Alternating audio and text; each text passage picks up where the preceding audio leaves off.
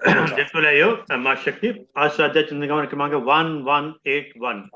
दिन गुरुवार तारीख 20 मार्च 2025। आज हमारे बीच में आदरणीय विनय कक्कड़ साहब जो एडवोकेट हैं। आज आपका जो विषय है बड़ा सामयिक है, वो है प्रज्ञा, आज के युग की आवश्यकता। आप ज्यादा समय लेते हो, आदरणीय विनय कक्कड़ साहब से निवेदन करते हैं कि आज का उद्बोधन जारी करें। आदरणीय विनय कक्कड़। धन्यवाद अरविंद जी। आइए गायत्री मंत्र। ओम भूर्भुव स्वः तत्सवितुर्वरेण्यं भर्गो देवस्य धीमहि धियो यो न प्रचोदयात्। उस प्राण स्वरूप, दुख नाशक, सुख स्वरूप, श्रेष्ठ, तेजस्वी, पापनाशक, देव स्वरूप परमात्मा को हम अपने अंतःकरण में धारण करें। वह परमात्मा हमारी बुद्धि को सन्मार्ग की ओर प्रेरित करे। वह परमात्मा हमारी बुद्धि को सन्मार्ग की ओर प्रेरित करे। ओम गुरु ब्रह्मा गुरु विष्णु गुरु देवो महेश्वरः गुरु साक्षात पर ब्रह्म तस्मै श्री गुरुवे नमः। अखंड मंडलाकारं व्याप्तं येन चराचरं तत्पदं दर्शितं येन तस्मै श्री गुरुवे नमः। मातृवत लाल्यते च पितृवत मार्गदर्शिका नमो अस्तु गुरु सत्ताय श्रद्धा प्रज्ञा युता चया। ओम श्री गुरुदेवाय नमः। ओम श्री गुरुदेवाय नमः। ओम श्री गुरुदेवाय नमः। ओम विश्वानि देव सर्वितर दुरितानि परासो यद भद्रम तन्यासो यद भद्रम तन्यासो। देवतुल्य माताओं, भाइयों बहनों, बंधुओं, आज का विषय है प्रज्ञा, आज के युग की आवश्यकता। वास्तव में प्रज्ञा आज के युग की आवश्यकता है और महती आवश्यकता है, बहुत बड़ी आवश्यकता है। आज का युग, पहले मैं आज का युग ले रहा हूं। इसमें दो हैं, एक प्रज्ञा और दूसरा आज का युग। प्रज्ञा, आज के युग की आवश्यकता। तो पहले हम आज का युग लेते हैं। आप जानते हैं सब कि आज कैसा दौर चल रहा है। बहुत ज्यादा उसका विस्तार करने की आवश्यकता नहीं है। हमारे आम जनजीवन को क्या सबसे ज्यादा प्रभावित कर रहा है? बंधुओं, विगत 15 से 20 वर्ष पूर्व से ये जो सोशल मीडिया का दौर चालू हुआ है, उसने हमारे जीवन को बहुत ज्यादा प्रभावित किया है। इसमें कहीं से भी दो राय नहीं है कि आज का मनुष्य सोशल मीडिया का दास बन गया है। मैं बड़े स्पष्ट शब्दों में यह कहना चाह रहा हूं कि आज का मनुष्य सोशल मीडिया का दास बन गया है। क्यों दास बन गया है? आप कहीं भी चले जाइए, कहीं भी चले जाइए, आप ट्रेन में बैठिए, आप प्लेन में बैठिए, आप बस में बैठिए, यात्रा में हैं आप पार्क में घूम रहे हैं, आप कहीं पर भी चले जाइए, किसी भी अवस्था में एक 8-10 वर्ष की उम्र से प्रारंभ होकर के बुजुर्ग से बुजुर्ग तक के हाथ में आप मोबाइल फोन देखेंगे और उस मोबाइल फोन में हर व्यक्ति, बच्चा, तरुण, युवा, गृहस्थ, वानप्रस्थी, बुजुर्ग, हर व्यक्ति उसी मोबाइल फोन में लगा हुआ है। पहले व्यक्ति अपना समय काटने के लिए अखबारों को पढ़ता था, पुस्तकों को पढ़ता था, धर्म ग्रंथों को पढ़ता था। जिन्हें धर्म ग्रंथ, पुस्तक, इतिहास इत्यादि का कोई शौक नहीं होता था, तो वो लोग भी जाकर के अपना समय कैसे बिताएं, तो वो लोग भी कोई नावल लेता था, नावल लेकर के उसको पढ़ना, उपन्यास पढ़ने, सामाजिक उपन्यास पढ़ने, जासूसी उपन्यास पढ़ने, आदि आदि। बच्चे होते थे तो बच्चे किताबें लेते थे, मैगजीन, कोई चंपक पढ़ रहा है, थोड़ी और बड़ी उम्र का हो गया पराग पढ़ रहा है, थोड़ी और बड़ी उम्र का हो गया नंदन पढ़ रहा है।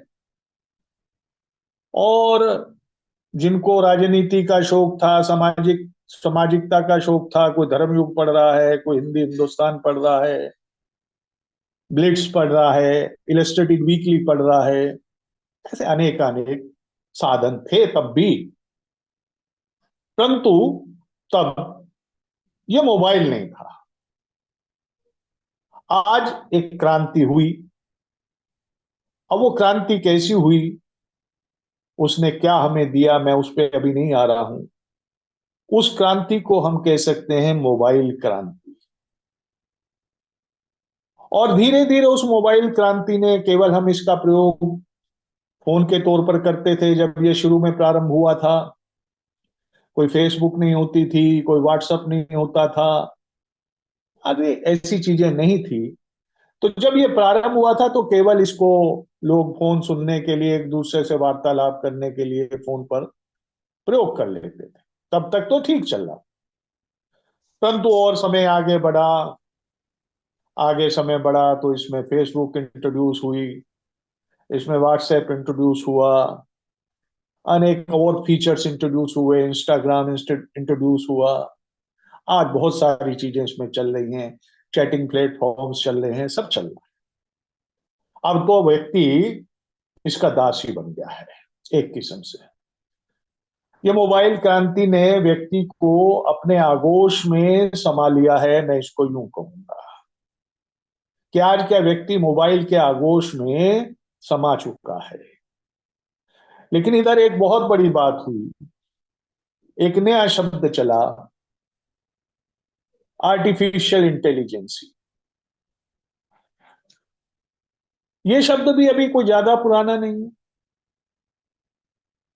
ये शब्द एआई, शॉर्ट में हम जिसको एआई कहते हैं, ये शब्द जो है विगत आप समझिए कि 1.5 2 साल 3 साल 4 साल थे चलने में आया।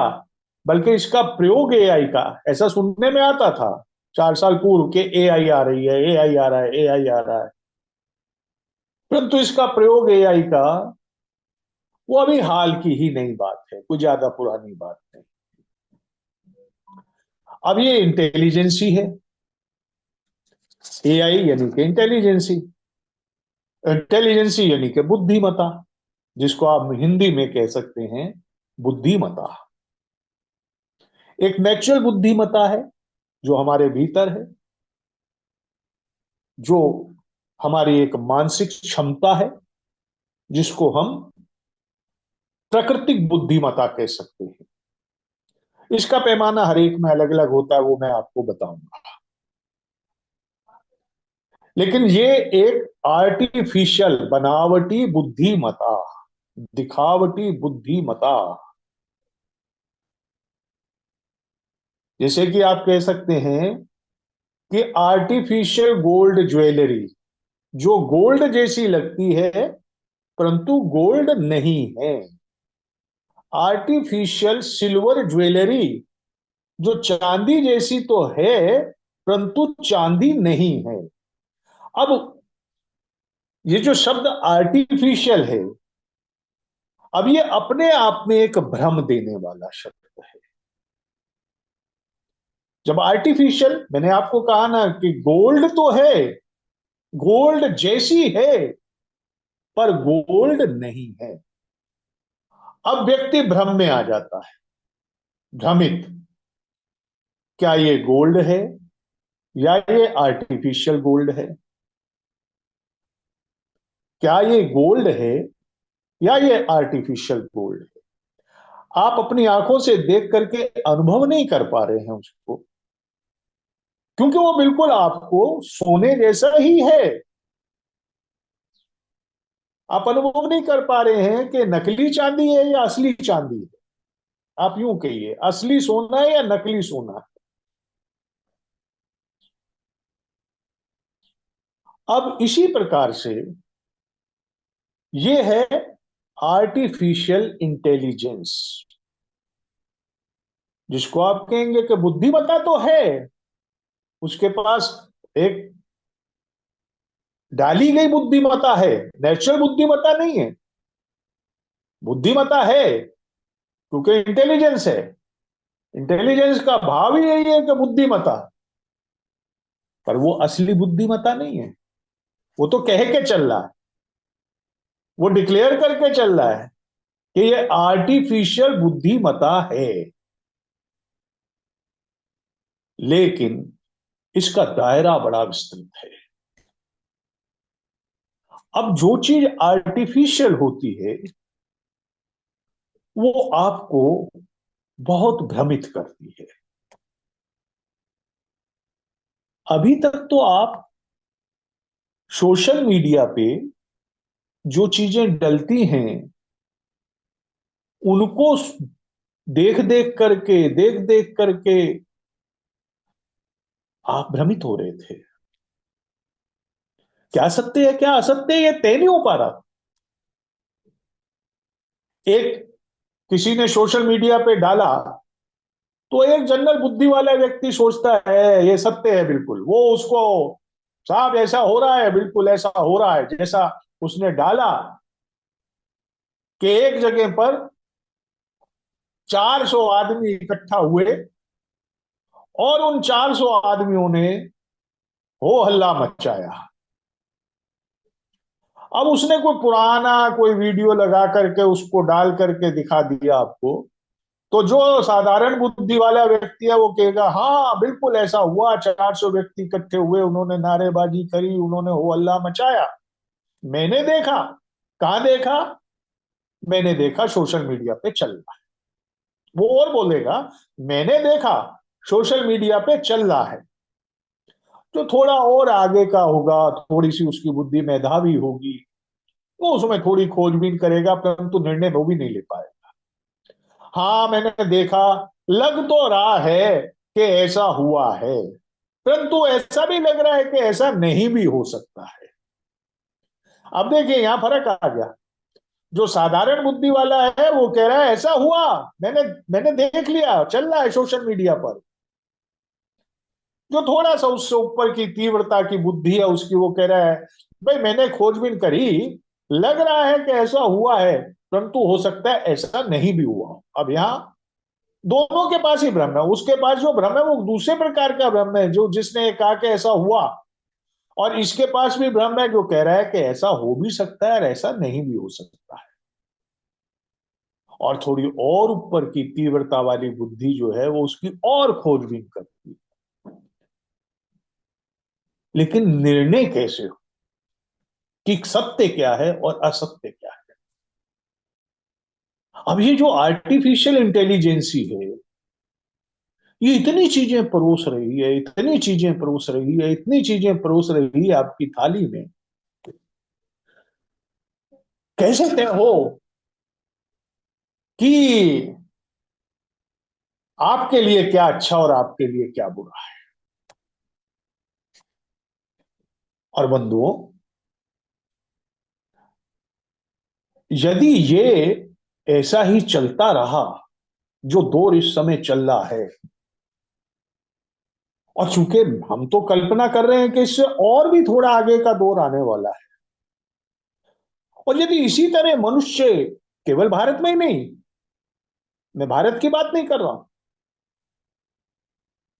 पूरे विश्व की बात कर रहा, कहीं ज्यादा कहीं कम, विश्व के किसी देश के लोगों में कम, किसी देश के लोगों में कहीं ज्यादा, कहीं आर्टिफिशियल इंटेलिजेंस ही किसी देश के लोगों को कम ग्रिप में लेगी, किसी देश के लोगों को ज्यादा ग्रिप में लेगी। परंतु ये आर्टिफिशियल इंटेलिजेंस ही का पंजा समस्त विश्व को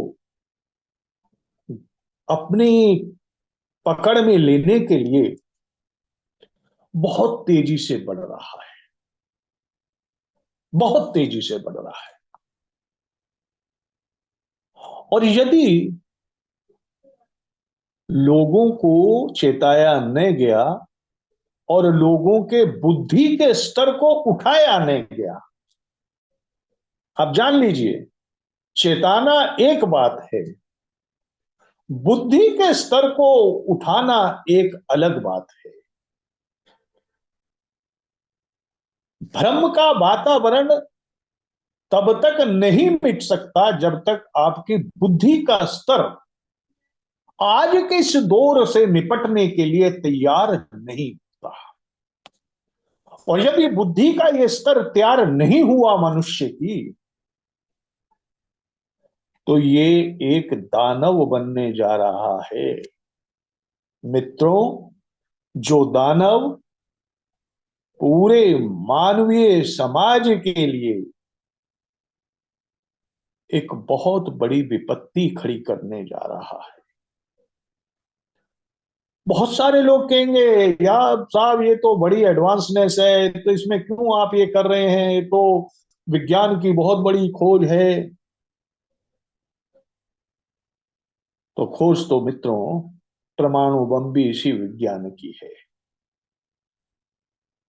मित्रों, परमाणु बम भी इसी विज्ञान की खोज है। और जब वो परमाणु बम कहीं पर भी गिरता है, आप याद करिए नागासाकी, हिरोशिमा, जब वो गिरता है तो पूरा का पूरा क्षेत्र जलजला तबाह कर देता है, तबाह कर देता है। उसके दिए हुए दंश को युगों तक लोग भूल नहीं पाते। मनुष्य तो तबाह होता ही है, प्रकृति भी तबाह हो जाती है। तो जो विज्ञान है, फिर पुरानी बात पे आ रहा हूं, विज्ञान आपका स्वामी है या आपका सेवक है? जब हम और आप छोटे होते थे तो इस विषय पर निबंध लिखा करते थे कि विज्ञान मनुष्य का स्वामी है या सेवक। तो आज के दौर में यह प्रश्न पुनः खड़ा हो रहा है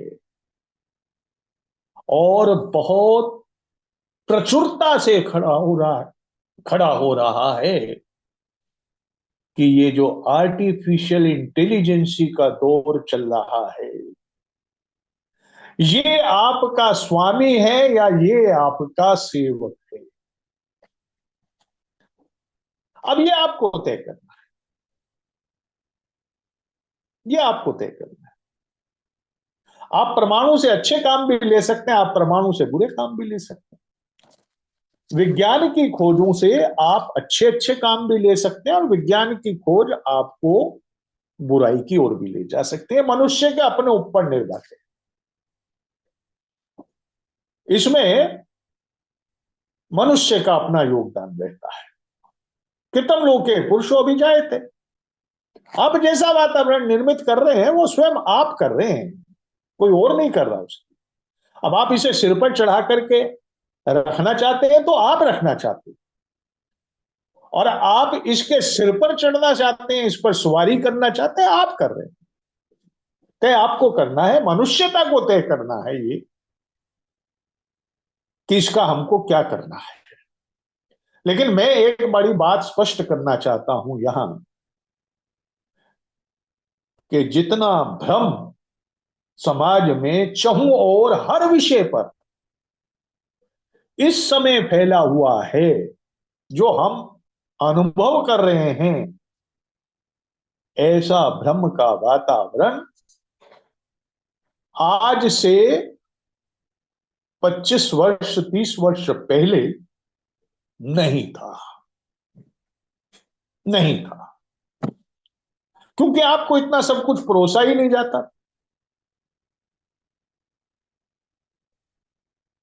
आज तो एक झूठ को एक झूठ को सत्य का बाना पहना करके सोशल मीडिया पे डाल दीजिए, वो झूठ आग की तरह पूरे पूरे पूरे पूरे समाज में फैलता चला जाता है और समाज उस झूठ के आगोश में आ जाता है।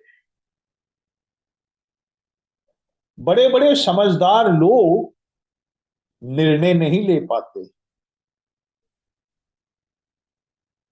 तो अब कैसे हो? ये तो आज का दौर चल रहा है।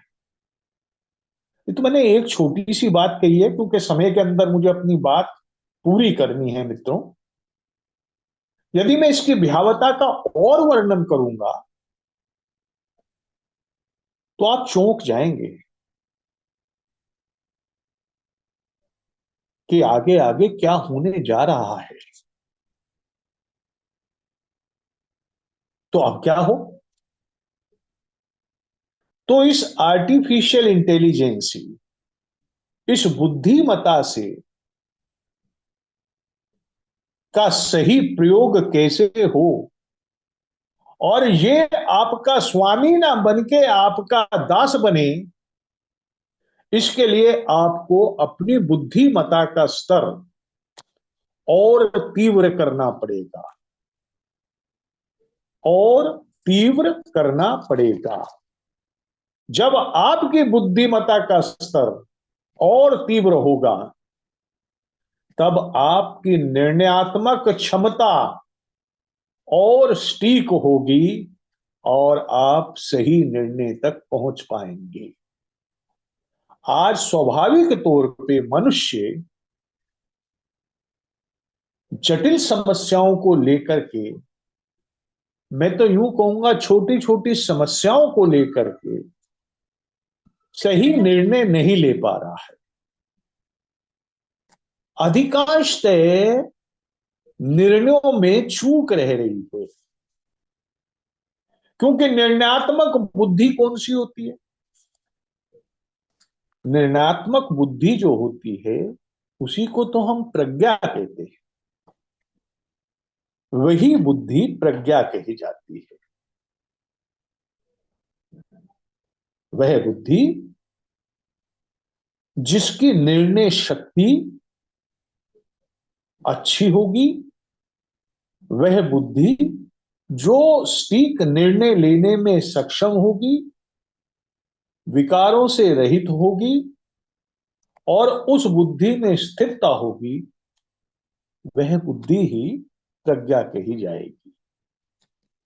ऐसा व्यक्ति सही प्रकार से समस्याओं का विश्लेषण कर सकता है, सही प्रकार से निष्कर्ष पर पहुंच सकता है और निष्कर्ष पर पहुंचकर सही निर्णय लेगा।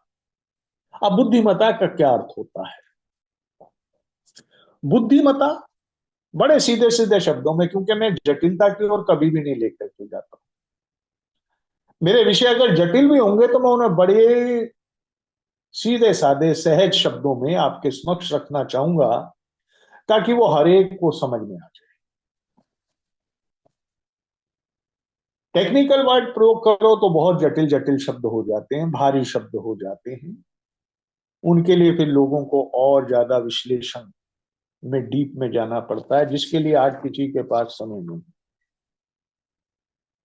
इसलिए ऐसे तरीके से उसको रखना चाहिए कि सहज और सुलभता से व्यक्ति की समझ में आ जाए।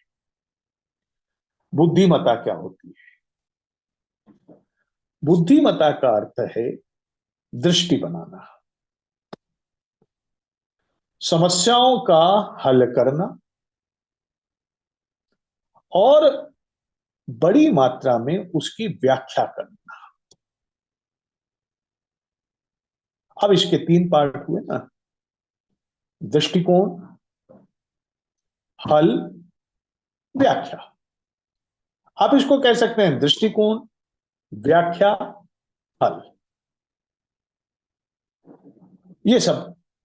अब इसमें भावनात्मक ज्ञान भी आएगा, इसमें तर्क भी आएगा, इसमें योजना भी आएगी, इसमें रचनात्मकता भी आएगी, इसमें सोच भी आएगी, इसमें समझ भी आएगी। यही बुद्धिमत्ता होती है। आपका दृष्टिकोण किसी समस्या के प्रति किस प्रकार का है, आपका दृष्टिकोण उसमें बहुत वजन रखता है। आप गंभीर हैं या गंभीर नहीं है, दो ही चीज हो सकती है। आप समस्या को गंभीरता से लेना चाहते हैं या नहीं लेना चाहते, यह आपका दृष्टिकोण है। फिर उस विषय के लिए आपका अध्ययन कितना है। जब आपने उसको दृष्टिकोण में आपके ये आया कि विषय गंभीर है, तो विषय के प्रति आपका रवैया, विषय के प्रति आपका अध्ययन, विषय के प्रति आपकी खोजबीन, विषय के प्रति आपकी जिज्ञासा, विषय के प्रति आपकी गहरे पानी में उतरने की इच्छा शक्ति, ये सब चीज आएंगी दृष्टिकोण में। तभी तो आप उस समस्या को हल कर पाएंगे। और यदि आप दृष्टिकोण से ठीक हैं, आपने विषय के दृष्टिकोण में जो जो चीजें मैंने कही उन सबके गहराई में आप चले गए हैं, तो आपको समस्या का हल करने में आसानी होगी। अब जो गहराई में आपकी चीजें निकल करके आएंगी, उनकी व्याख्या भी आपको करनी है। यदि आपकी व्याख्या ठीक है तो आपका निर्णय ठीक ही होगा, आपका निर्णय ठीक होगा। तो हमारे पास इस बुद्धिमत्ता, जो आर्टिफिशियल बुद्धिमत्ता है, इससे लड़ने के लिए एक नेचुरल बुद्धिमत्ता है। अब आप इसको आर्टिफिशियल बुद्धिमत्ता का दास मत बनिए। आप अपनी जो नेचुरल बुद्धिमत्ता, ईश्वर प्रदत्त बुद्धिमत्ता जिसको आप कह सकते हैं, जिसका कि गीता जी के अध्याय 2 में भी कहीं स्थित प्रज्ञ शब्द आया है।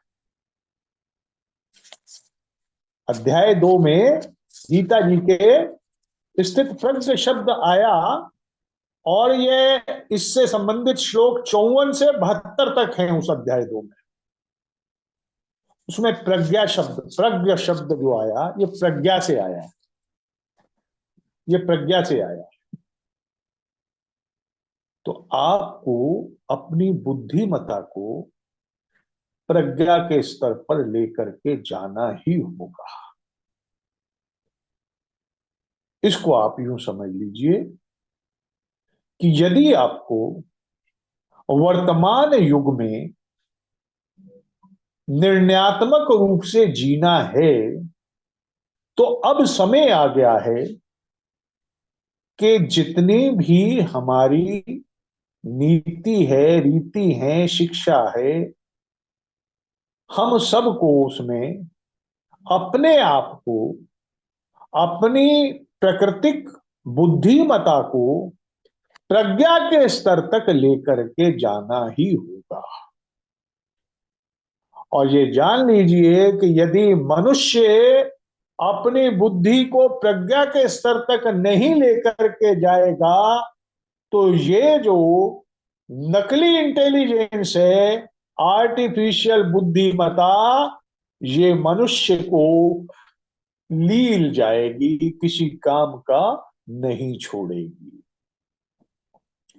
मनुष्य इसका दास हो जाएगा।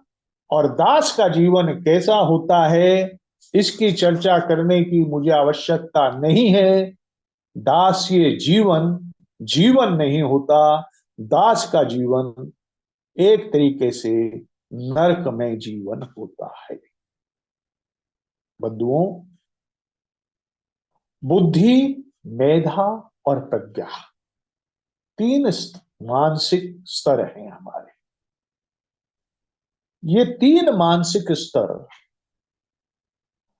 हमारी मानसिक क्षमता को दर्शाते।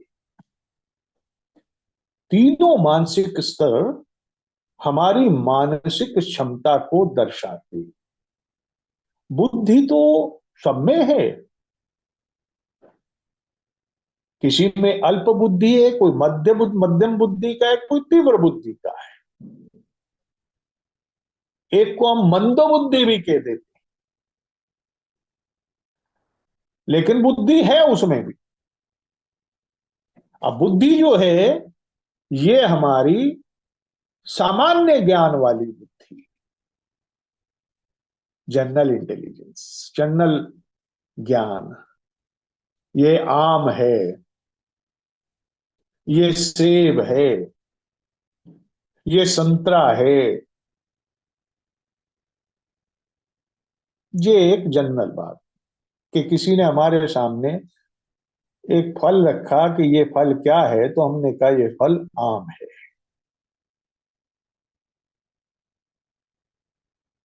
ये फल आम है। उसने कहा ये क्या है, हमने कहा ये सेब है। अब हम ये नहीं बता रहे उसको कि ये दशहरी आम है, कलमी आम है, सफेदा है, ऐसा करके कुछ नहीं बता रहे। हम सिर्फ ये कह रहे हैं कि ये आम है, फल है, इसको खाया जाता है। आमतौर पर यह बहुत मीठा होता है। इतनी सब बातें तो जनरल, सामान्य, सामान्य बात वह बुद्धि होती है। सामान्य ज्ञान और सामान्य तर्क करने की क्षमता, तर्क करने की भी क्षमता इसमें आती है। सामान्य कि नहीं नहीं नहीं नहीं, कोई कहेगा कि ये सेब को देख कर क्या, नहीं नहीं ये सेब नहीं है कीनू है, तो वो तर्क किया जाएगा। सामान्य तर्क करने की क्षमता, कैसे कह रहे हो ये, अरे भाई सेब लाल होता है, सेब इस प्रकार का होता है, सेब ऐसा होता है, तो सेब है। तो ये सामान्य तर्क करने की क्षमता, इसको हम बुद्धि कह देते। अब इस बुद्धि में मंद बुद्धि बहुत कम बुद्धि वाला, बुद्धि तो है उसमें लेकिन बुद्धि का प्रतिशत बहुत कम है, उसको कहा जाता है मंद बुद्धि। फिर मध्यम बुद्धि, के इसमें बुद्धि है पर बहुत ज्यादा नहीं है। और एक आ जाता है तीव्र बुद्धि, वो थोड़ा जल्दी, उसकी बुद्धि का स्तर थोड़ा और बड़ा है, सामान्य बुद्धि से कुछ थोड़ा सा ऊपर आकर। वो उसको जल्दी ग्रास्प करता है, ग्रहण करता है, और उसमें तर्क करने की क्षमता कुछ और ज्यादा हो जाती है, क्योंकि वो जो ग्रहण कर रहा है, सामान्यतः हम जो ग्रहण करते हैं उसी के आधार पर ही हम तर्क करने की क्षमता रखते हैं।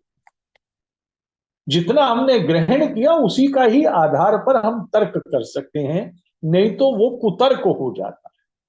अधिकांशतः आप देखते होंगे कि लोग तर्क नहीं करते हैं, वो कुतर्क करते हैं। क्यों? ज्ञान नहीं है उनके पास, वो ग्रहण ही नहीं करा ज्ञान उस चीज का उन्होंने।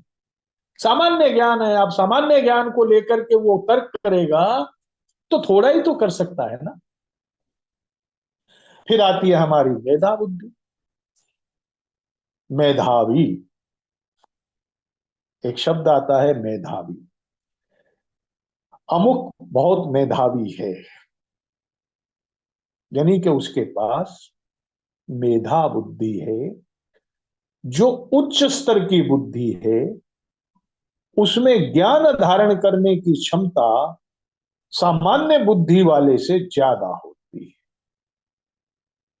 मेधावी बच्चे को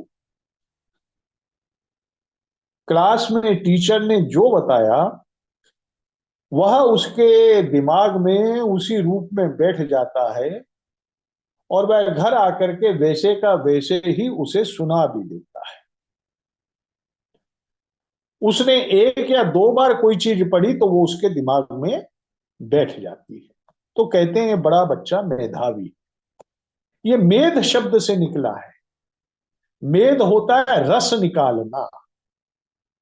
तो अब यहां आकर के यह जो बुद्धि है मेधावी, मेधा, ये इस स्तर तक की बुद्धि है कि ये निचोड़ तो निकाल सकती है, रस निकाल सकती है। रस तो निकाल सकती है क्योंकि वो सामान्य बुद्धि से ऊपर की बुद्धि है। उसका स्तर सामान्य बुद्धि से उच्च स्तर का स्तर है। तो वह रस तो निकाल सकती है बुद्धि, मेध कर सकती है उसको, निचोड़ सकती है उसको, लेकिन निर्णय लेने में यह बुद्धि भी स्टीक नहीं होती। आप मेधावियों को, जो लोग मेधावी हैं, ये नहीं हो सकता कि उनके निर्णय बहुत स्टीक, रस निकाल दिया। अब यदि रस निकाला और रस में फल के बीज भी निचोड़ दिए तो रस कड़वा हो जाएगा, वो पी नहीं पाएगा। निकाल तो दिया रस, लेकिन उस बुद्धि ने यह नहीं सोचा कि इसके अंदर से पहले बीज निकाल दिए जाए, बीज निकाल के इसका रस निकाला जाए। उनने रस निकाल दिया और बीज के साथ निकाल दिया तो रस में कड़वाहट आ गई, और कड़वाहट आने के कारण वह उस रस को पी नहीं पा रहा है। मेधावी बुद्धि कामयाब हो सकती है, परंतु निर्णयात्मक क्षमता उसकी भी बहुत अच्छी नहीं हो सकती है। मैं ये नहीं कह रहा हूं होती है, नहीं हो सकती है, अच्छी हो भी सकती। अब देखिए यहां आकर के जो सामान्य बुद्धि वाला है ये भ्रमित ज्यादा रहता है। ये किसी भी घटना से बहुत जल्दी प्रभावित हो जाता है और वो असत्य को सत्य समझ बैठता है, बहुत जल्दी स्वीकार कर लेता है कि हाँ यही सत्य है। आप जान लीजिए। और इतना भी मैं आपको कहना चाहता हूं कि अधिकांशतः समाज में सामान्य बुद्धि के ही लोग होते हैं, क्योंकि वो अपनी बुद्धि के स्तर को ऊंचे स्तर पे लेके जाना ही नहीं चाहते। बात फिर वही है कि आप बुद्धिमत्ता में किस स्तर पे रहना चाहते हैं। तो यदि आप सामान्य स्तर पर ही रहना चाहते हैं तो रहिए। तो जो सामान्य स्तर पे रहने वाला है वह असत्य को सत्य समझ करके वैसा ही दृष्टिकोण बना रहा है, वैसा ही उसका आचरण है, वैसा ही उसका तर्क वितर्क है। जो मेधावी बुद्धि का है उसका थोड़ा उससे अच्छा है। वो, मैंने शुरू में जैसे कहा था, ऐसा हो सकता है कि ये असत्य हो, परंतु ऐसा भी हो सकता है कि ये सत्य हो। भ्रमित ये भी है, भ्रमित ये भी है। अच्छा आप देखिए दोनों के भ्रम में ये तो क्लियर, जो मेधावी है इसने तो स्वीकार ही कर लिया कि ऐसा हो भी सकता है, ऐसा नहीं भी हो सकता है, तो उसके आचरण से ही पता लग रहा है कि भ्रमित है। लेकिन आप देखिए सामान्य बुद्धि वाला वो बड़ा डंके की चोट पे कहता है कि ये सत्य है, ये सत्य है। अब उसका भ्रम का पैमाना जो है अभी फूटा नहीं है गुब्बारा, उसका फूटा नहीं है, क्योंकि उसने उस पर कोई खोजबीन करी नहीं है। तो जो उसके सामने रखा जा रहा है वो यही ठीक है, यही ठीक है। परंतु चूंकि मेधावी बुद्धि वाला वो उसको थोड़ा और डीप में जाकर के चिंतन मनन करता है उसके ऊपर, तो उसको कहीं उसमें ऐसा झलकता है भाई ऐसा नहीं हो सकता है। लेकिन एक अंदर से फिर उसको रहता है क्योंकि वो स्थिर नहीं है, अब उसकी बुद्धि जो है स्थिर नहीं है। मैं फिर वहीं आऊंगा गीता जी के स्थित प्रज्ञ पर। उसकी बुद्धि स्थिर नहीं है, मेधावी है परंतु बुद्धि स्थिर नहीं है। इसलिए वह भी उस समस्या को हल नहीं कर पाएगा। वह भी उस समस्या के मकर जाल में उलझा हुआ ही रह जाएगा। अब हम चलते हैं तीसरी ओर, जो प्रज्ञा बुद्धि है। जो प्रज्ञा बुद्धि है उसकी ओर चलते हैं। ये जो प्रज्ञा बुद्धि होती है इसमें स्थिरता होती है। प्रज्ञा बुद्धि में स्थिरता होती है। इसको हम प्रज्ञा कहते हैं, प्रज्ञा की स्थिरता। जो उसको बताया जा रहा है वह उसको अपनी हाई लेवल इंटेलिजेंस में नापता तोलता है। मैंने एक शब्द प्रयोग करा, उच्च स्तर की बुद्धिमता। उस उच्च स्तर की बुद्धिमता से ही आपकी बुद्धि प्रज्ञा बुद्धि बनती है। और यही वो बुद्धि होती है जो वास्तविक और सही निर्णय ले पाती है। प्रज्ञा बुद्धि निर्णयात्मक शक्ति का उच्च स्तर का प्रयोग है। समस्त मनोविकारों से रहित रहने वाली बुद्धि यही होती है। इसलिए गीता जी में शब्द आया स्थित प्रज्ञ, स्थित प्रज्ञ दर्शन। उसके श्लोक हैं लेकिन उसमें संक्षेप में यह है, आप अपने आप में तुष्ट हो तो आप स्थित प्रज्ञ हैं। आप दुख में अनुद्विग्न हो, सुख में नित्य निष्प्रह हो तो आप स्थित प्रज्ञ हैं। वीतरागी न क्रोधी हैं न भय में जीते हैं, आप स्थित प्रज्ञ हैं। शुभ शुभ में आप न तुष्ट हैं न रुष्ट हैं, आप स्थित प्रज्ञ की ओर हैं। सब में समता का भाव है, प्रज्ञा स्थिर है। और सबसे बड़ी बात इंद्रिय नियंत्रण की है। जैसे कछुआ अपनी इंद्रियों को समेट लेता है, कूरम बोलते हैं उसको, इसमें स्थित प्रज्ञ के श्लोक में भी आया है ये। वैसे ही आप भी कूरम की तरह से अपनी इंद्रियों को समेट रहे हैं, आप स्थित प्रज्ञ हैं। आप ईश्वर अनुरागी हैं, आप स्थित प्रज्ञ हैं। अब इसमें से आप कह सकते हैं कि हम आज के इस दौर में ऐसे रहते हुए कैसे इन सब गुणों का विकास अपने भीतर कर सकते हैं। कई सारे गुण हैं ये, 52 से लेके 54 से लेके 72 तक के श्लोक हैं ये, तो उनमें बहुत सारी बातें कही गई। क्योंकि मेरा वो स्थित स्थित प्रज्ञ वाला ही विषय नहीं है केवल, मैं तो उसको आज के दौर में जोड़ करके चल रहा हूं, तो बहुत सारी बातें उसमें कही गई हैं। परंतु स्वामी रामकृष्ण परमहंस कहा करते थे, आप अपनी इंद्रियों की धारा को मोड़, आप इंद्रिय नियंत्रण नहीं कर सकते हो, तो इतना तो कर सकते हो कि इंद्रियों की धारा को मोड़ दो। किधर मोड़ दो? अच्छे की ओर मोड़ दो। इंद्रियों की धारा को मोड़ दो। किधर मोड़ दो?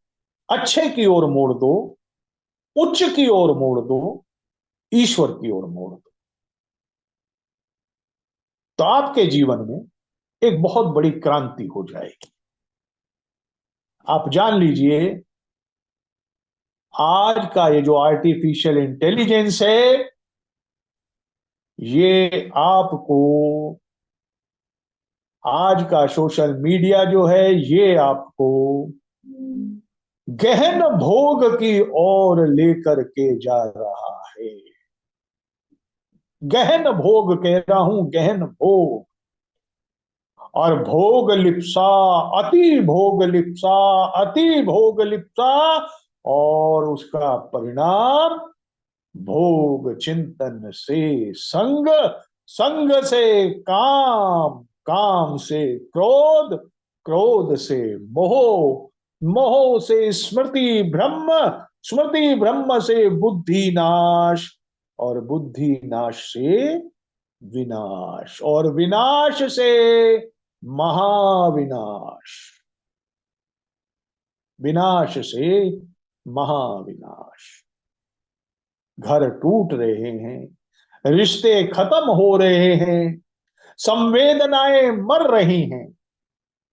दिन दहाड़े मनुष्य की संवेदनाएं मनुष्य स्वयं कत्ल कर रहा है। अपनी संवेदनाओं को मनुष्य ना जाने कहां कत्ल करके आ रहा है। मनुष्य स्वयं आत्महत्या की ओर बढ़ रहा है। और यदि यदि आज के इस युग में आपने अपने बुद्धि के स्तर को उच्च स्तर की ओर नहीं लेकर के गए, तो याद रखना बंधुओं, आज के समाज में मनुष्य का जीवन नरकीय जीवन हो जाएगा। नरकीय जीवन हो जाएगा। ये स्वर्ग और नरक कहीं किसी दूसरे लोक में थोड़ी ना है। स्वर्ग भी यही, नरक भी यही। जहां स्वर्ग का भाव है वहां स्वर्ग है, और जहां नरक का भाव है वहां नरक है। जहां स्वर्ग का भाव वहां स्वर्ग, और जहां नरक का भाव वहां नरक।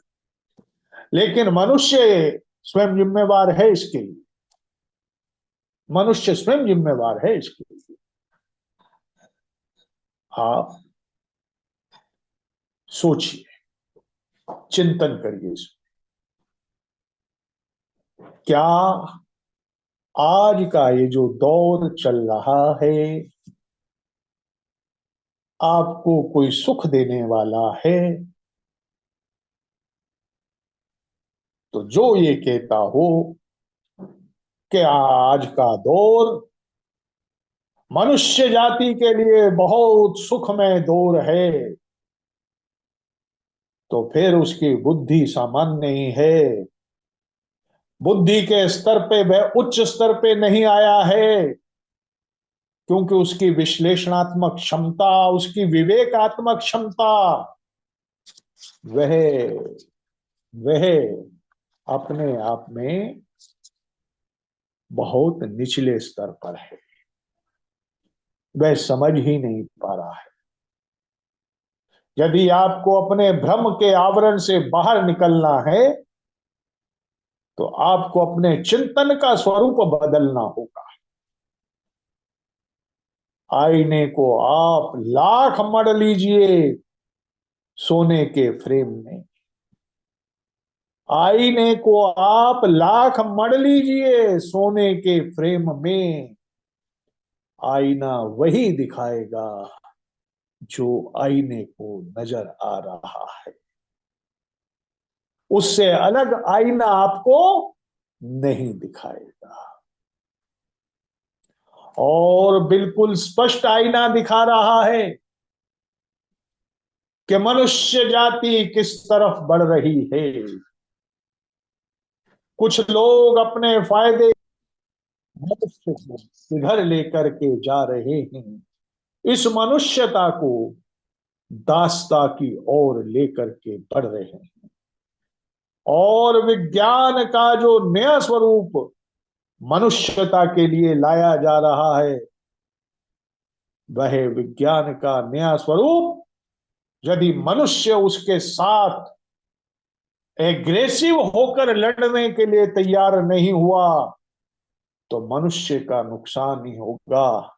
इसलिए आपको अब हर व्यक्ति को सामान्य बुद्धि से मेधा बुद्धि की ओर आना होगा और मेधा बुद्धि से प्रज्ञा बुद्धि की ओर आना होगा।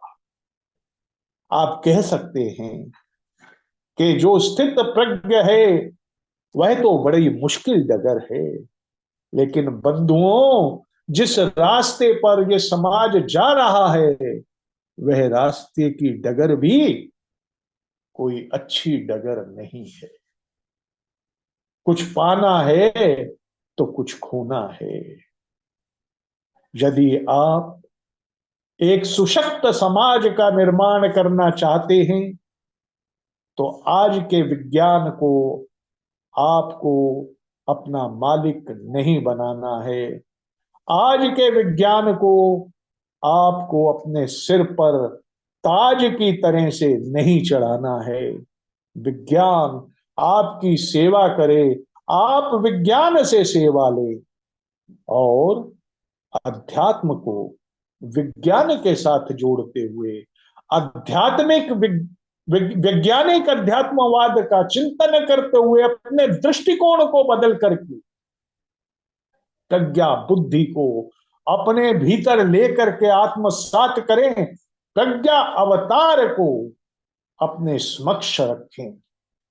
यदि ये प्रज्ञा अवतार आप समझ गए तो मनुष्य जाति का जीवन किसी भी ऐसी आर्टिफिशियल इंटेलिजेंस या सोशल मीडिया या ऐसे ऐसे किसी भी प्लेटफॉर्म से लड़ने के लिए पूर्णतः तैयार हो जाएगा। और यदि आप इस प्रज्ञा बुद्धि में निचले स्तर पर रह गए, बुद्धि के स्तर पर रह गए, तो आप यकीन मानिएगा कि आप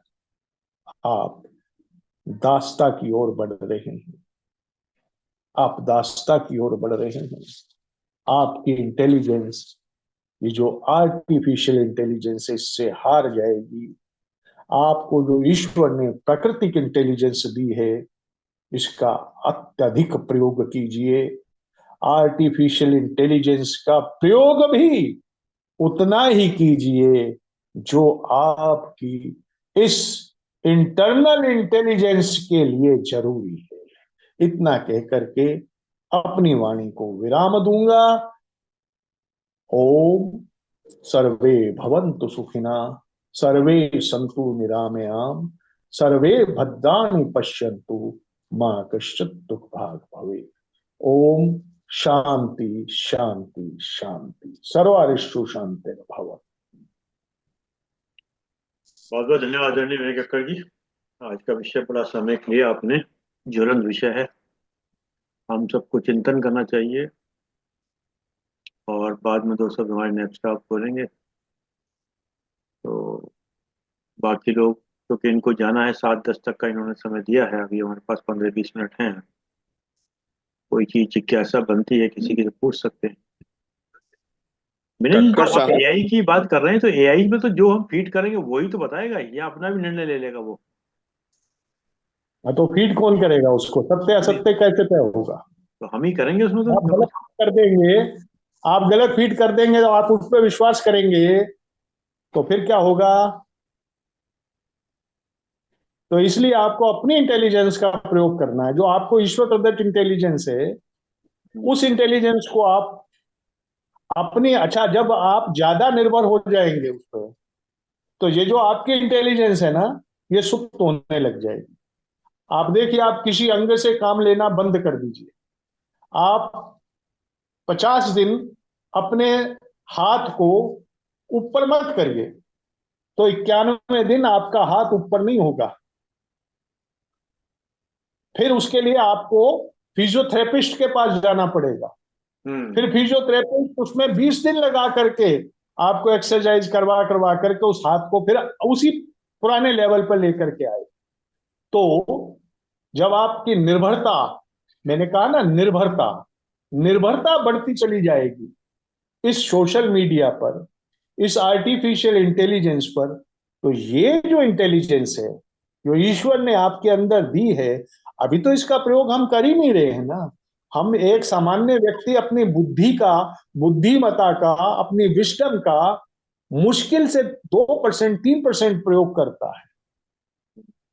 अब जब हम इसका वो भी प्रयोग करना बंद कर देंगे जो हम करते हैं और इसी पर निर्भर हो जाएंगे, आप इसका उदाहरण देता हूं आपको मैं।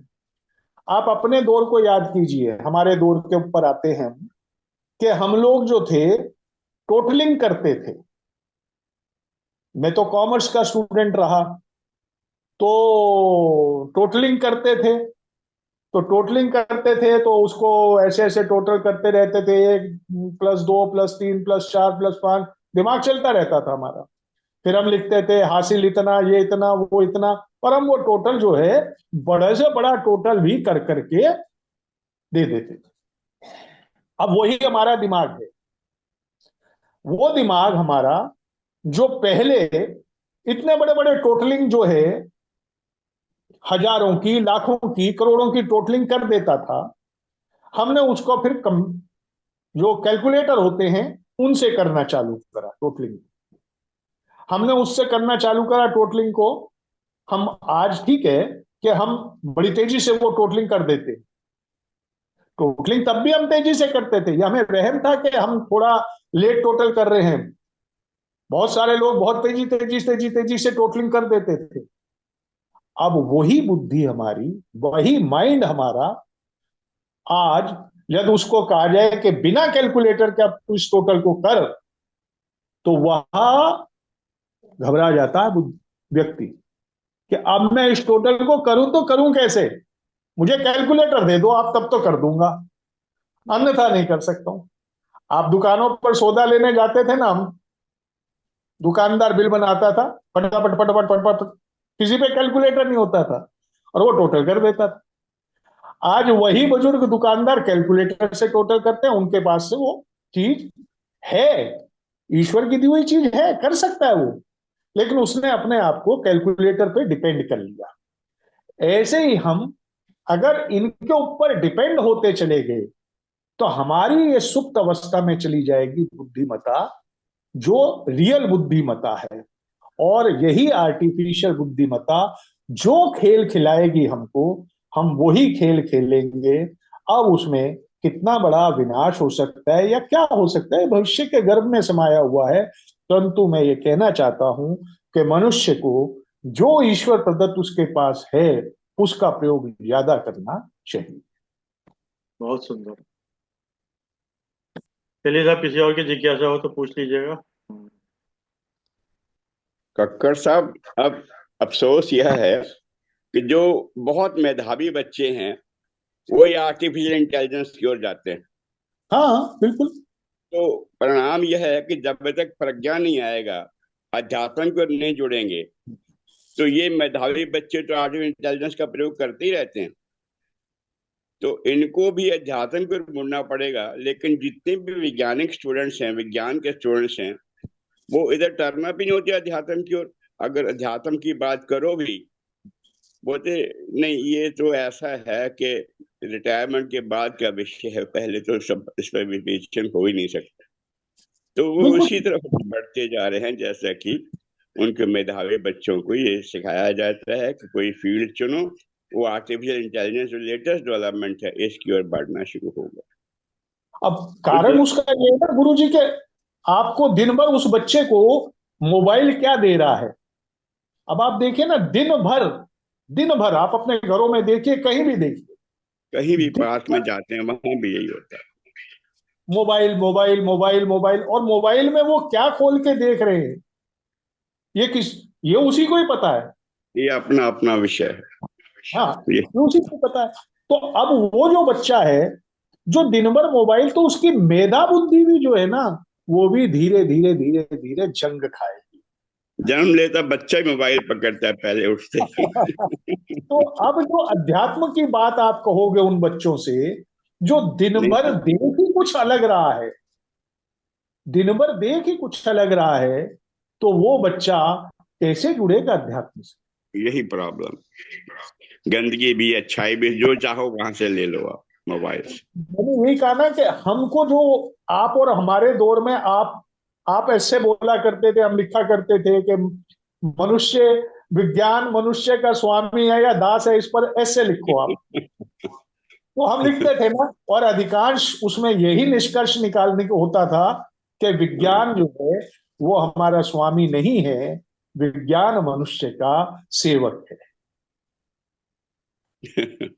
सही बात। इसमें जो विनय जी, जो भी आदरणीय काला साहब ने बात करी, बच्चा जो लेता है मोबाइल को, तो अगर आप देखिएगा, जब बच्चे आज के समय जो पैदा हो रहे हैं वो एक्सीडेंटल हो रहे हैं, यानी कि जो कंसीव करती है माँ, तो वो 9 मंथ में वो भी तो कहीं ना कहीं मोबाइल को देखती रहती है, तो बच्चा यस, भी कहीं ना कहीं अंदर उसको मोबाइल ही से देख रहा है। जो माँ अपनी प्रेगनेंसी के दौरान में हम्म, भगवान राम, भगवान कृष्ण, उनके चित्रों को निहारा करती थी, हम्म, वो माँ अब अपनी प्रेगनेंसी के दौरान में मोबाइल ही देखा करती है। तो बच्चा भी मोबाइल तो देखेगा नहीं। आप इसको ये कहिए कि our birth and death both are controlled by the mobile.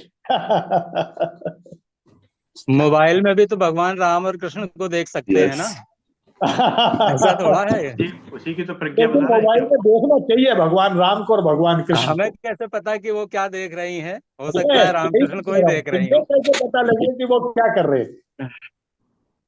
अच्छा, और मोबाइल से जो चीजें आज अवेलेबल है वो पहले लिटरेचर में अवेलेबल थी क्या? कौन पढ़ रहा है, क्या देख रहा है, तब भी नहीं पता होता था। नहीं, एक जमाना ऐसा था। हम विज्ञान को आगे बढ़ने से क्यों रोकना चाह रहे हैं इस तरह से? आगे बढ़ने से नहीं रोकना चाह रहे हम। मैं कह रहा हूं कि आप अपने लेवल को, जो मैंने शब्द आज कहा विषय लिया वो ये है कि जो आपकी ईश्वर प्रदत्त इंटेलिजेंस है उसको सुप्त मत बनाइए।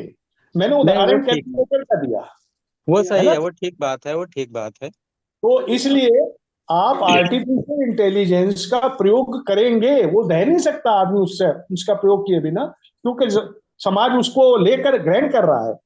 परंतु ऐसा ना करें कि ये आपका सो जाए बिल्कुल। मेरा कहने का भाव ये। नहीं, वैसे अगर देखा जाए तो मिश्रा जी जो बात कह रहे हैं, तो जैसे फॉर एग्जाम्पल हम एडवोकेट हैं, हमारे पास कोई केस आया और हमें कोई ड्राफ्टिंग करनी पड़ी, तो आर्टिफिशियल इंटेलिजेंस जो हमें 7 दिन में करते थे वो हम 1 घंटे में कर लेते हैं। तो बिल्कुल सही बात है। वो वर्किंग आ गई ना सर, वो समय की वो चीज आ गई है। सारे साइटेशन विज्ञान, आ गए, सारे केस लॉज आ गए हैं। जो पहले हम रजिस्टर मेंटेन किया करते थे और रजिस्टर से केस लॉ निकालते थे, वो सब उसमें आ गए तो सारे सारे। अरविंद जी, धीरे धीरे धीरे धीरे आप इस स्थिति में आ जाएंगे हम्म, कि आज जो हम मुकदमे बैठ करके लिखते हैं, हम लिखने की स्थिति से खत्म हो जाएंगे। हम्म, मैं फिर वहीं आ रहा हूं कि आप उसको अपना स्वामी बनाना चाहते हैं या हम्म, सेवक बनाना चाहते बस बस बस। चलिए आदरणीय नैब साहब, क्योंकि उनको जाना है तो अपनी बात को धन्यवाद दीजिए।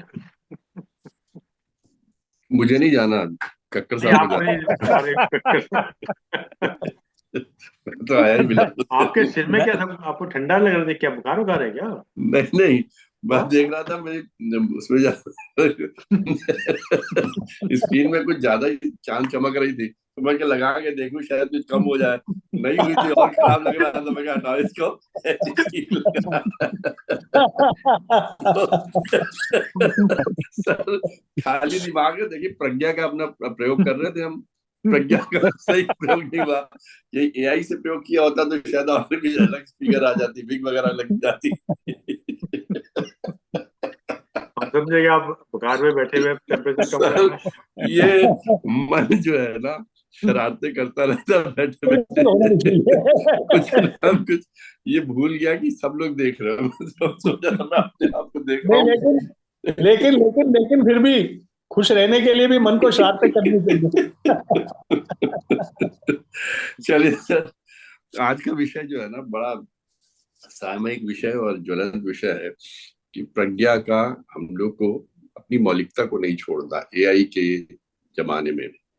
इनफैक्ट जो विज्ञान वरदान है या विशाप, ये हम लोग का शुरू से एक लिखा करते थे। जब मैं छोटा था तब भी इसके ऊपर एक ऐसे लिखा गया, और आज की तारीख में भी बच्चों को यही लिखाया जाता है कि हमारा सेवक है, स्वामी है, विज्ञान कैसा प्रयोग करना। तो ये झगड़ा आज का नहीं है सर, ये झगड़ा जब से नई नई खोजें होती हैं और उसके ऊपर डिपेंडेंस बढ़ती, तब से ये झगड़ा चला आ रहा और चलता रहेगा। इसका मूल कारण खाली इतना ही है कि हम जो भी नया प्रयोग करें, जो भी नया हम इजाद करें, उसका विनाश के काम ना लाएं, उसका हम कंस्ट्रक्टिव यूज करें। सीधी सी बात है, जो भी हम नई खोज करें विज्ञान के बारे में, उसका कंस्ट्रक्टिव यूज होना चाहिए, डिस्ट्रक्टिव नहीं होना चाहिए। जैसे परमाणु बम की बात की कक्कर साहब ने, और बातें बताई कि अब आप वही देख लीजिए सर, भोपाल गैस कांड हो गया, वो भी तो विज्ञान के से कुछ वहां पे प्रोडक्शन चल रहा था, लेकिन उसका थोड़ा सा कहीं गड़बड़ हो गया तो गैस रिस गई, पूरा पूरा शहर गायब हो गया। तो कहीं इस टाइप की चीजें ना हो जाए। दूसरी बात जो बताई आपने कि प्रज्ञा की बात, देखिए प्रज्ञा है, प्रज्ञा के साथ उत्पन्न होते हैं हम लोग और प्रज्ञा के साथ ही रहेंगे, उसके बिना तो काम ही नहीं चलना।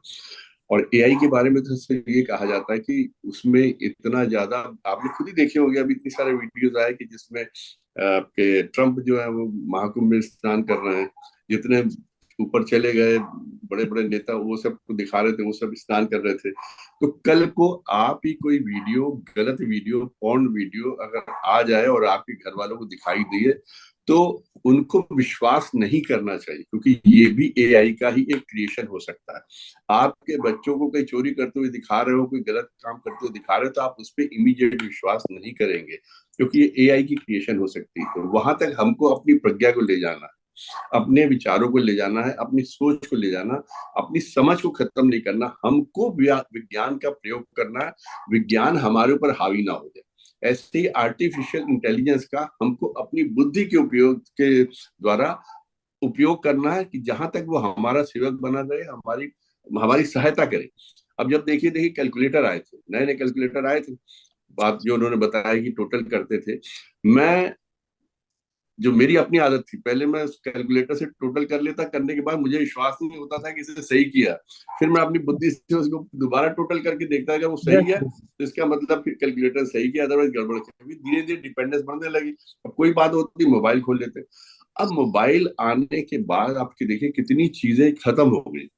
आपके घड़ी खत्म हो गई है, म्यूजिक खत्म हो गए, सीडी खत्म होती जा रही है सर, वो खत्म हो गई, टेप वगैरह खत्म हो गई, सब चीजें धीरे धीरे धीरे प्रोग्रेस कर रही हैं और चीजें हैंडी होती जा रही। एक टाइम था जब टेलीफोन घर पे लगवाने के लिए सब 1.5 दो 2 साल, 5 5 साल, 10 10 साल वेट करना पड़ता था, और आज ये हो गया कि आप सिम लेके आई, घर में 10 आदमी है तो 20 टेलीफोन नंबर होंगे।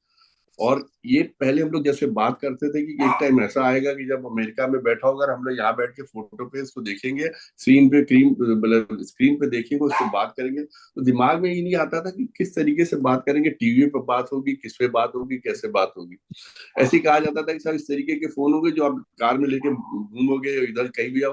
तो हमारा छोटा दिमाग, जो हम इतने सर स्थिति प्रज्ञ नहीं है और इतने मेधावी नहीं थे, तो हमारे दिमाग में यही आया था कि टेलीफोन की तार कितनी दूर तक हम लोग के साथ साथ चलेगी, क्या हम स्कूल तक टेलीफोन की तार ले जाएंगे, दफ्तर की टेलीफोन की तार ले जाएंगे, कैसे चलेंगे, कैसे नहीं करें।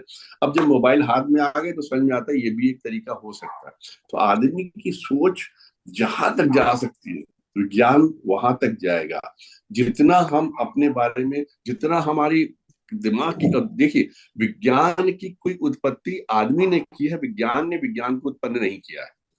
कोई भी चीज हो, चाहे परमाणु बम किया किया हो, या बहुत बड़ी बिल्डिंगें बना ली हो, या मल्टी स्टोरीड देख ली कितने होने, या पहले कहाँ मल्टी स्टोरीड होते थे, अब कितने सब होने लगे। कोई भी चीज का क्रिएशन, मोबाइल का क्रिएशन, हवाई जहाज का क्रिएशन है, पानी के जहाज का, पनडुब्बी का, ये सब मानव की क्रिएशन है। आर्टिफिशियल इंटेलिजेंस भी मानव की क्रिएशन है। जहां तक हमारी समझ जाएगी, जहां तक हमारी बुद्धि जाएगी, जहां तक हमारी इमेजिनेशन जाएगी, वही चीज क्रिएट होगी। हमारी इमेजिनेशन के बियॉन्ड कोई चीज क्रिएट नहीं हो सकती। तो जो चीज हमने खुद क्रिएट की है, बस ये कोशिश रहनी चाहिए कि उसको भस्मासुर न बनने दें। ऐसा ना हो कि वो बाद में हम ही को समाप्त करने लगे। तो हमें अपनी प्रज्ञा का पूरा इस्तेमाल, दोनों कक्कर साहब ने एक चीज बहुत अच्छी कही, हमको अपनी बुद्धि का इस्तेमाल करते रहना चाहिए। हमें अपनी बुद्धि का इस्तेमाल भी करना चाहिए। जैसे कैलकुलेटर से टोटल करें तो कभी कभी टोटलिंग वैसे भी कर लेनी चाहिए ताकि याद रहे। पहाड़े कभी कभी दोहरा लेनी चाहिए, कभी कभी निबंध लिख लेना चाहिए, कभी कुछ ना हो तो कविताएं लिख लेनी चाहिए। माइंड की में सब शार्पनेस बनी रहती है। और इस एज में आके तो बहुत जरूरी है कि हम सब लोग अलर्ट रहना चाहिए हर चीज से। तो एआई बहुत हेल्पफुल है, बहुत अच्छा है, सब कुछ है, चीजें इजी करने के लिए है हम लोग की। हम वही है कि जिस समय को हम लोग 7 दिन, जैसे आपने कहा, तो 7 दिन में एक केस तैयार कर सकते थे, अब हम 7 दिन में 7 या 17 केस तैयार कर सकते हैं with the help of AI। तो उसको अपने उपयोग में लाएं, उसको अपनी हेल्प में लाएं, वही विज्ञान का सही सदुपयोग है। अगर उसको हमने हावी होने दिया और उसने हमको बिल्कुल कुंद कर दिया, तो वो उसका दुरुपयोग है। The science has to be constructive not destructive. बस यही एक मैसेज कक्कड़ साहब का था और यही मैं बताना चाहता था। आपने बहुत अच्छा विषय लिया कक्कड़ साहब, और आपने बहुत इसके ऊपर बड़े अच्छे से समझाया, और बिल्कुल ज्वलंत जिसे कहा जाए कि ज्वलंत मुद्दा। और मैंने एक जगह पढ़ा था कि कल को आपके बच्चों के बारे में कोई ऊटपटांग वीडियो आ जाता तो आप उस पर इमीडिएट बिलीव मत करिए, क्योंकि हो सकता है ऐसे ही जैसे टेलीफोन पे बात आती है, आवाज आती है बच्चों में, पापा मुझे पैसे चाहिए अभी, इमीडिएट इस नंबर पे ट्रांसफर हो, ये सब AI की है, ये दुरुपयोग हो रहा है। तो यहाँ पे हमको प्रज्ञा का इस्तेमाल करना है। यहाँ पे प्रज्ञा जरूरी है कि हम पहले सोचें समझें कि देखें। अब एक वीडियो बहुत यहाँ आए हैं इस तरीके से, व्हाट्सएप पे ही आए कि वो बेटी के आ रहा की बेटी सामने बैठी हुई है, वो उसको पकड़ा हुआ, उन्होंने पापा लोग मुझे छोड़ नहीं रहे, इनको इनको पैसे दे दो। इसमें देना धीरे से पीछे से दरवाजे से उनकी अपनी बेटी घर में आके बैठ गई। उन्होंने AI इंटेलिजेंस से उसका पूरा क्रिएशन किया हुआ था उसका। तो ये सब चीजों पे यहाँ पे हमको प्रज्ञा का इस्तेमाल करना है कि कभी भी कोई इस तरह की बात हो जाए, हमको पहले वेरीफाई करें। हमेशा से कहता हूँ, व्हाट्सएप पे कितने मैसेज आते हैं हम लोग ऐसे फॉरवर्ड कर देते हैं बिना देखे हुए, बिना उसके फैक्ट चेक किए हुए। यहाँ प्रज्ञा का इस्तेमाल है कि कभी भी कोई चीज फॉरवर्ड करें, कभी भी किसी चीज पे विश्वास करें, तो बुद्धि लगा के करें। ऐसे नहीं कि कुछ भी आया आगे बढ़ा दे, कुछ भी आया कुछ भी पढ़ा, कोई भी फैक्ट आया। अब जैसे मैंने एक अपने ही जो अपनी क्लास जो हम लोग लेते हैं, उसमें मैंने उद्बोधन में एक जिक्र किया था सुनील गावस्कर साहब का। तो मेरे को रवि शर्मा साहब का फोन आया, कहते देखो मैं कर तो रहा हूँ यूट्यूब पे, लेकिन आर यू श्योर ये फैक्ट है? तो मैंने फिर उसकी, उन्होंने जो किताब लिखी थी उसके उतने हिस्से का जिसमें उन्होंने वो एनेक्डोट का वर्णन किया था, वो मैंने इनको काट के भेजे कि मैंने जो कहा मैंने पढ़ के भेजा, बिना पढ़े नहीं भेजा। पिछले मैंने उस एपिसोड में लता मंगेशकर के बारे में कहा, तो मैंने लता मंगेशकर जी को बोलते सुना, उनकी आवाज में सुना, उसके बाद ही मैंने। तो जब तक आप यहाँ प्रज्ञा का इस्तेमाल नहीं करेंगे तो आप फूहड़ हो जाएंगे, आप पे कोई विश्वास नहीं करेगा, आपकी क्रेडिट वर्दीनेस खत्म हो जाएगी। आप कुछ भी फॉरवर्ड करेंगे, लोग कहेंगे अरे ये तो पता नहीं क्या क्या फॉरवर्ड करता है। किसी भी के लिए आपने, हमने देखे लोग इतने ज्यादा उसको लिंक्स फॉरवर्ड कर देते हैं यूट्यूबर्स के, किसी चीज को वेरीफाई नहीं करते। और यूट्यूबर क्या कह रहे हैं लोग खुद भी नहीं देखते, बस उन्होंने हेडिंग देखी, ये इसके फिर खिलाफ कह रहा है या इस पार्टी के खिलाफ कह रहा है, आपने जिसका फेवर कर रहा है उससे अगर अपोजिशन वाले के खिलाफ कुछ कहा गया, फॉरवर्ड फॉरवर्ड कर दिया, बिना पढ़े बिना सुने कि वो कह क्या रहा है। तो यहाँ पर सर हमको प्रज्ञा का इस्तेमाल, और ये प्रज्ञा का इस्तेमाल तो सर जब तक ये जीवन है करते रहना पड़ेगा, उसको शार्पन करते रहना पड़ेगा। जो जो विज्ञान तेजी से बढ़ रहा है उसके साथ उससे कहीं ज्यादा तेजी से उनको अपनी प्रज्ञा का बढ़ाना पड़ेगा, शार्प करनी पड़ेगी। आपके आज के उद्बोधन के लिए, कक्कड़ साहब, ये विषय उठाने के लिए आपका बहुत बहुत धन्यवाद। कक्कड़ साहब, आपको ध्यान है एक बार मैं आपसे जिक्र कर रहा था कि हमारे जो सन इन लॉ है ना, कि उनके पास कोई फोन आया जैसे ना कि आपके बेटे को जो है वहां पर, मैं सदर थाने से इंस्पेक्टर बोल रहा हूँ और आपके बेटे को इस तरीके से फला फला केस में अरेस्ट कर लिया गया। तो हमारे सन इन लॉ ने क्या कि मेरे तो बेटे तीन थे, मतलब तो कितने लोगों को अरेस्ट किया, तीनों को कर लिया या एक को किया? बोले ने तीनों कर लिया। बोले ओके ठीक है। अब आप ये बताइए थानेदार साहब कि जिस सदर थाने साहब बोल रहे हैं वहाँ का पिन कोड क्या है? उसने फोन रख दिया। तो छोटा सा सवाल पूछा पिन कोड क्या है, उसने फोन रख दिया। तो क्वेश्चन क्या होता है कि हमें यहाँ पर बड़े इंटेलिजेंस से वो चीज रखनी है जिसको बिल्कुल कि सही। एकदम भयभीत नहीं होना, और एक काउंटर ट्रैक किया आपने। अगर वो जेन्युइन तो बता देगा कि पिन कोड नंबर ये है, और अगर नहीं है तो वो रख दिया उसने। क्या, चलिए धन्यवाद, बहुत आदरणीय अंकना साहब, बहुत बहुत धन्यवाद आदरणीय कक्कड़ साहब, आपने समय निकाल समय दिया। और जैसा कि एक विचार था, और जूम के लोग का विशेष रूप से धन्यवाद कि आपने समय निकाल समय दिया। और जैसा कि एक विचार था, तो 3 बारों के साथ अपनी बात समाप्त करते हैं। कक्कड़ साहब को जाना है तो इसलिए छोटा सा ही विचार बोलेंगे। विचार बहुत छोटा सा गहरा है, बड़ा समझ समझ के सुनिएगा, देखिएगा। इंसान के गुण और गुनाह, इंसान के गुण और गुनाह दोनों की कीमत होती है। अंतर सिर्फ इतना है कि गुण की कीमत मिलती है, चुकानी पड़ती। अंतर सिर्फ इतना है कि गुण की कीमत मिलती है और गुनाह की कीमत चुकानी पड़ती है। बस यही प्रज्ञा है सर।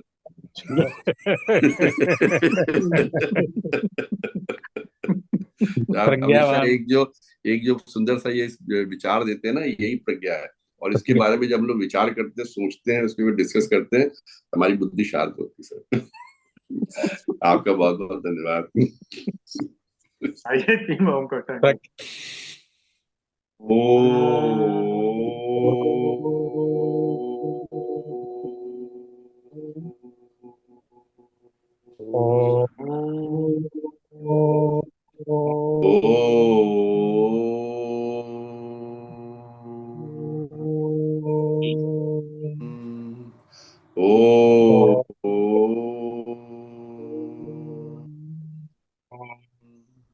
शांति शांति शांति शांति शांति।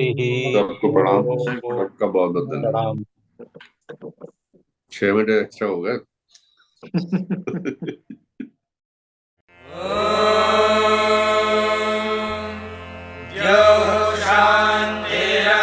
शान्तिरन्तरिक्षं शान्तिः पृथिवी शान्तिरापः शान्तिरोषधयः शान्तिः वनस्पतयः शान्तिर्विश्वे देवाः शान्तिर्ब्रह्म शान्तिः सर्वं शान्तिः शान्तिरेव शान्तिः सा